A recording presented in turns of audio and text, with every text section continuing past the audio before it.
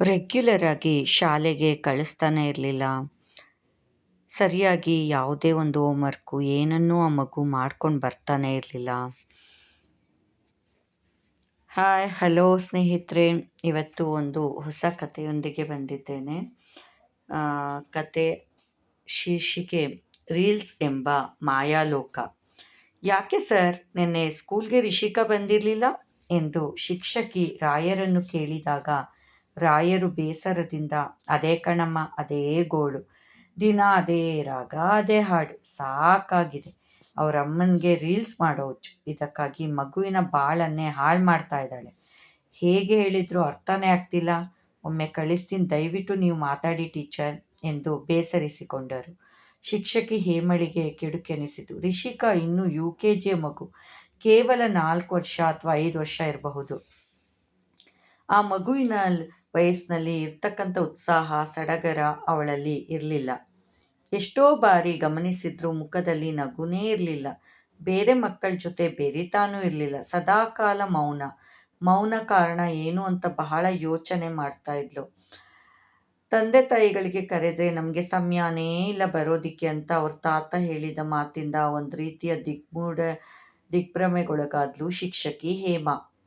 ಏನೂ ಅರಿಯದ ಮುಗ್ಧ ಮಗುನ ತಾಯಿ ತನ್ನ ಮಗಳು ಬೇಗ ಫೇಮಸ್ ಆಗಬೇಕು, ಇದ್ರ ಮೂಲಕ ಹಣ ಸಹ ಬರುತ್ತೆ ಅನ್ನೋ ಒಂದು ದೂರಾಲೋಚನೆಗೆ ಹಾಗೂ ದುರಾಸೆಯಿಂದ ಚಿಕ್ಕ ಮಗುನ ಶಾಲೆಗೆ ಕಳಿಸಿದ್ರೂ ಸಹ ಅದು ನೆಪ ಮಾತ್ರಕ್ಕಷ್ಟೇ.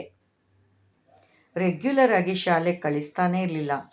ವಾರದಲ್ಲಿ 1 ದಿನ ಬಂದರೆ ಹೆಚ್ಚು. ತಿಂಗಳಲ್ಲಿ 10 ದಿನ ಕರೆಕ್ಟಾಗಿ ಅಟೆಂಡೆನ್ಸ್ ಇದ್ದರೆ ಅದೇ ಹೆಚ್ಚು ಅನ್ನೋ ಸ್ಥಿತಿ. ಈ ರೀತಿ ತಪ್ಪಿಸ್ಕೊತಿದ್ದಂತಹ ರಿಷಿಕಾಗೆ ಪಾಠದಲ್ಲಿ ಗಮನನೇ ಇರ್ತಿರ್ಲಿಲ್ಲ. ಗಮನ ಎಲ್ಲಿಂದ ಬರಬೇಕು? ಸದಾಕಾಲ ಮನೆಯಲ್ಲಿ ತಾಯಿ ಈ ರೀತಿ ಫೋರ್ಸ್ ಕೊಡು, ಆ ರೀತಿ ಫೋರ್ಸ್ ಕೊಡು, ಹೀಗೇಳು ಹಾಗೇಳು ಅಂತ ಚಿಕ್ಕ ಮಗುಗೆ ಅರ್ಥವಾಗದಂತಹ ಡೈಲಾಗ್ಗಳನ್ನೆಲ್ಲ ಕೊಡೋದು, ಕುಣಿಸೋದು, ಕೆಟ್ಟದಾಗಿ ಬಟ್ಟೆಗಳನ್ನ ಹಾಕ್ಸೋದು, ಇದೆಲ್ಲ ಮಾಡ್ತಾ ಇದ್ರೆ ಆ ಮುಗ್ಧ ಮನಸ್ಸಿನ ಮೇಲೆ ಯಾವ ರೀತಿ ಪರಿಣಾಮ ಬೀರುತ್ತೆ ಅನ್ನೋ ಎಕ್ಸ್ಚಿತ್ ಪ್ರಜ್ಞೆ ಕೂಡ ಇಲ್ಲ ಆಕೆಗೆ. ಅನ್ಯಾಯವಾಗಿ ಅರಳಬೇಕಾಗಿದ್ದಂತಹ ಸುಂದರವಾದ ಕುಸುಮ ಬಾಲ್ಯದಲ್ಲಿಯೇ ಮುರುಟಿ ಹೋಗ್ತಾ ಇದೆಯಲ್ಲ. ಬಾಲ್ಯದ ಯಾವ ಆಟೋಟಗಳನ್ನೂ ಆಡದೆ, ಸಂತೋಷ ಸಂಭ್ರಮ ಪಡದೆ ಮಗು ಕಳಾಹೀನವಾಗ್ತಿದೆ. ತನ್ನ ಸ್ನೇಹಿತರೊಡನೆ ನಕ್ಕು ನಲಿಯುವುದೇ ಇಲ್ಲ. ಕಾರಣ, ಮನೆಗೋದ್ರೆ ಅಮ್ಮ ರೀಲ್ಸ್ ಮಾಡಲು ಕಾಯ್ತಿರ್ತಾಳೆ. ರೆಡಿಯಾಗಿ ಕ್ಯಾಮ್ರಾ ಫೋಸ್ ಕೊಡಬೇಕು ಅನ್ನೋ ಚಿಂತನೆ ಮಗುಗೆ. ಅಯ್ಯೋ, ಎಂಥ ದುರಂತವಾಗ್ತಾ ಇದೆ ಈ ಮಗು ಬಾಳಲ್ಲಿ ಅಂತ ಹೇಮಾ ಟೀಚರ್ ಬೇಸರಿಸಿಕೊಂಡಳು.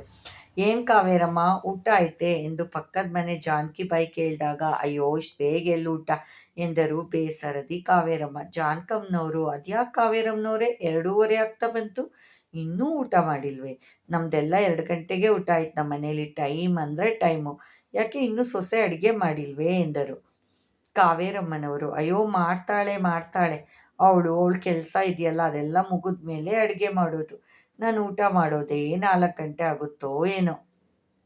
ಇವತ್ತಂತೂ ಬೆಳಿಗ್ಗೆ ತಿಂಡಿನೇ 12 ಗಂಟೆಗೆ ತಿಂದಿದ್ದೇನೆ ಎಂದು ಬೇಸರಿಸಿಕೊಂಡರು. ಜಾನಕಮ್ಮನವರು, ಯಾಕೇನಾಯಿತು ಅಂದಾಗ ಕಾವೇರಮ್ಮನವರು, ಅಯ್ಯೋ, ನನ್ನ ಸೊಸೆ ಬೆಳಿಗ್ಗೆ ಎದ್ದಾಗಿಂದ ರಾತ್ರಿ ಮಲಗೋವರೆಗೂ ಮೊಬೈಲ್ನಲ್ಲಿ ಏನೋ ರೋಲ್ಸೋ ರೀಲ್ಸೋ ಅಂತಲ್ಲಪ್ಪ ಅದನ್ನು ಮಾಡ್ತಾಳೆ. ಅದಕ್ಕೆ ಪ್ರತಿದಿನ ಅದೇನೋ ಬಟ್ಟೆಗಳನ್ನ ಹಾಕ್ಕೊಂಡು ಮುಖಕ್ಕೆಲ್ಲ ಬಳ್ಕೊಂಡು ಕ್ಯಾಮ್ರಾ ಮುಂದೆ ಹಾಗೆ ಹೀಗೆ ಎಂದು ಫೋರ್ಸ್ ಕೊಡ್ತಾ ಸಮಯದ ಪರಿವೇ ಇರದವಳಿಗೆ. ಹೀಗಾಗಿ ಅಡುಗೆ ತಿಂಡಿ ಎಲ್ಲ ತಡವೇ. ಅವಳು ಮಾಡಿ ಹಾಕ್ದಾಗ ತಿನ್ನಬೇಕು, ಇಲ್ಲ ಅಂದರೆ ಹೊಟ್ಟೆ ಮೇಲೆ ತಣ್ಣೀರು ಬಟ್ಟೆನೇ ಗತಿ. ಏನು ಮಾಡೋದು? ಯಾಕೆ ಕಾವೇರಮ್ಮನವರೇ, ನಿಮ್ಮ ಮಗ ಏನು ಹೇಳಲ್ವೇ? ಬೇಕಾದಷ್ಟು ಹೇಳಾಯಿತು. ಪ್ರತಿದಿನ ಇಬ್ಬರಿಗೂ ಜಗಳಗಳು, ದುಡ್ಡು ರಾಮಾಯಣನೇ ಆಯಿತು. ಹೇಳಿದರೆ ಅದರಿಂದ ಹಣ ಬೇರೆ ಬರುತ್ತಂತಲ್ಲ.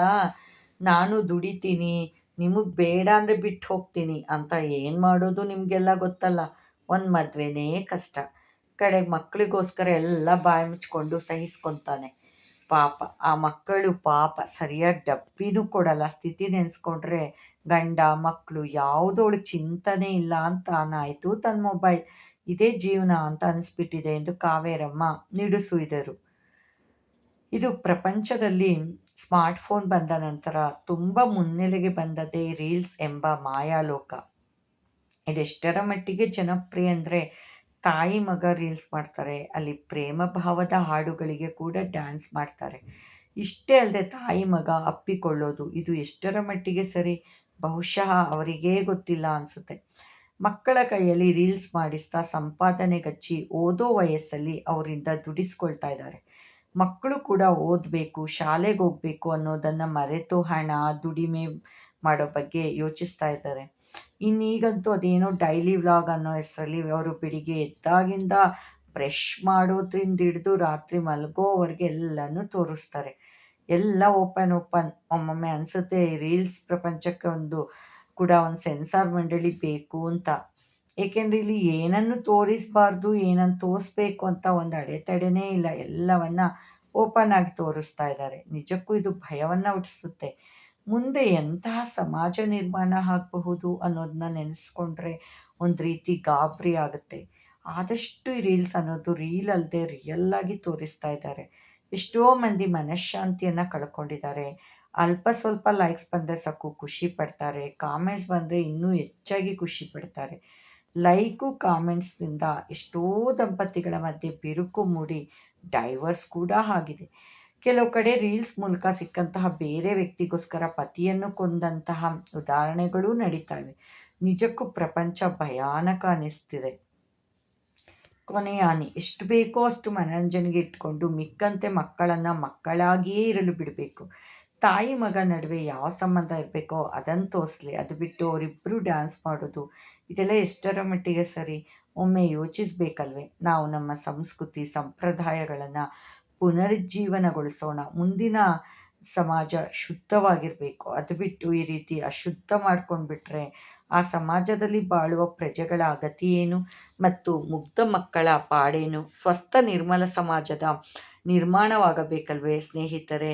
ಈ ಸಮಾಜವನ್ನು ಸುಂದರವಾಗಿ ಸ್ವಸ್ಥವಾಗಿ ಇಟ್ಕೊಂಡು ಮುಂದಿನ ಪೀಳಿಗೆಗೆ ಕೊಡೋದು ನಮ್ಮ ಕರ್ತವ್ಯ ಅಲ್ವೇ? ಏನಂತೀರ ಸ್ನೇಹಿತರೆ? ನಾನು ನೋಡಿದ್ರ ಸ್ನೇಹಿತರೆ ಹೇಗಿತ್ತು? ನಿಜ ಅಲ್ವಾ? ಈಗ ಮಲಗಿದ್ರೆ ರೀಲ್ಸು, ಕೂತ್ರೆ ರೀಲ್ಸು, ನಿಂತರೆ ರೀಲ್ಸು, ರೀಲ್ಸೇ ನಿದ್ದೆ, ರೀಲ್ಸೇ ಊಟ, ರೀಲ್ಸೇ ತಿಂಡಿ ಆಗ್ಬಿಟ್ಟಿದೆ ಕೆಲವ್ರಿಗಂತೂ. ಅದರಲ್ಲೂ ಪುಟ್ಟ ಪುಟ್ಟ ಮಕ್ಕಳನ್ನು ಉಪಯೋಗಿಸ್ಕೊತಾ ಇದ್ದಾರೆ. ಕೆಲವರು ಎಲ್ಲರೂ ಒಂದೇ ಥರ ಅಂತ ಹೇಳೋಕ್ಕೆ ಇಷ್ಟಪಡಲ್ಲ. ಕೆಲವರು ನಿಜವಾಗ್ಲೂ ಪುಟ್ಟ ಮಕ್ಕಳ ಮೂಲಕ ಎಷ್ಟೋ ರೀತಿಯ ಉತ್ತಮವಾದ ನಡೆನುಡಿ ಸಂಸ್ಕಾರಗಳನ್ನು ಸಹ ಸಂಸ್ಕೃತಿಯನ್ನು ಸಹ ತೋರಿಸ್ತಾ ಇದ್ದಾರೆ. ನಿಜವಾಗೂ ಅದು ಶ್ಲಾಘನೀಯ ಕಾರ್ಯ. ಆದರೆ ಅದೇ ಕೆಲವರು ಅರ್ಥವಿಲ್ಲದ ಅನರ್ಥವಾದ ಸಂಭಾಷಣೆಗಳನ್ನು ಮತ್ತು ಆ ವಯಸ್ಸಿಗೆ ಅರ್ಥವೇ ಆಗದರ ಅಂತಹದ್ದನ್ನೆಲ್ಲ ಪುಟ್ಟ ಪುಟ್ಟ ಮಕ್ಕಳ ಕೈಲಿ ಹೇಳಿಸ್ಕೊಂಡು ಹಣವನ್ನು ಮಾಡ್ತಾ ಇದ್ದಾರೆ. ಇದು ಮಾತ್ರ ಅಕ್ಷರಶಃ ತಪ್ಪು.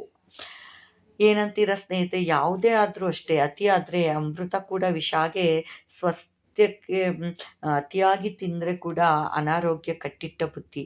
ದಯವಿಟ್ಟು ಯಾವುದನ್ನೇ ಆಗಲಿ ಒಂದು ಸ್ವಸ್ಥವಾಗಿ ಇಟ್ಕೋಬೇಕು. ಅದು ಸಮಾಜ ಇರಲಿ, ನಮ್ಮ ದೇಹ ಇರಲಿ, ನಮ್ಮ ಮನೆ ಇರಲಿ. ಸೊ ಈ ರೀಲ್ಸ್ಗಳ ಮೂಲಕ ಜನತೆಗೆ ಉತ್ತಮವಾದ ಸಂದೇಶ ಇದ್ದರೆ ಕೊಡಲಿ. ಅದು ಬಿಟ್ಟು ಇಲ್ಲ ಸಲ್ಲದನ್ನು ದಯವಿಟ್ಟು ಕೊಡೋದನ್ನು ನಿಲ್ಲಿಸಬೇಕು. ಪುಟ್ಟ ಮಕ್ಕಳ ಭವಿಷ್ಯವನ್ನು ಸಹ ಕಸಿಯಬಾರ್ದು ಅನ್ನೋದು ಪೋಷಕರಲ್ಲಿ ನನ್ನ ಕಳಕಳಿಯ ವಿನಂತಿ. ನಾನು ಅನಿತಾ. ಏನಂತೀರಾ? ನಿಮ್ಮ ಅಭಿಪ್ರಾಯ ತಿಳಿಸಿ ಸ್ನೇಹಿತರೆ. ನಮಸ್ತೆ.